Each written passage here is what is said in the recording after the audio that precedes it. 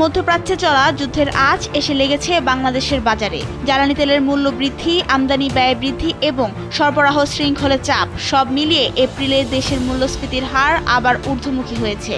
বাংলাদেশ পরিসংখ্যান bureau BBS প্রকাশিত সর্বশেষ তথ্য অনুযায়ী চলতি বছরের এপ্রিলে সার্বিক মূল্যস্ফীতি বেড়ে দাঁড়িয়েছে ৯.০৪%। বিশ্লেষকরা বলছেন, আন্তর্জাতিক বাজারে জ্বালানির দাম বাড়ায় দেশের অভ্যন্তরেও জ্বালানি তেলের মূল্য বৃদ্ধি পায়। এর সরাসরি প্রভাব পড়ে পরিবহন খরচ ও উৎপাদন ব্যয়, যা সামগ্রিকভাবে বাজারে মূল্যস্ফীতির চাপ আরও বাড়িয়ে দেয়। এদিকে এলপি গ্যাস, বিদ্যুৎ ও পরিবহন ব্যয় বেড়ে যাওয়ায় নিত্য প্রয়োজনীয় পণ্যের দামও দ্রুত বাড়ছে।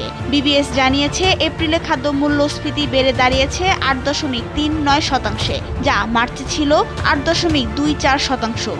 বিশেষ করে ভোজ্য তেল, শাকসবজি, মুরগি ও ডিমের দাম বাড়ায় নিম্ন ও মধ্যবিত্ত পরিবারগুলো বেশি সংকটে পড়েছে। অন্যদিকে খাদ্য বহির্ভূত খাতেও মূল্যস্ফীতি বেড়ে ৯.৫৭%-এ পৌঁছেছে।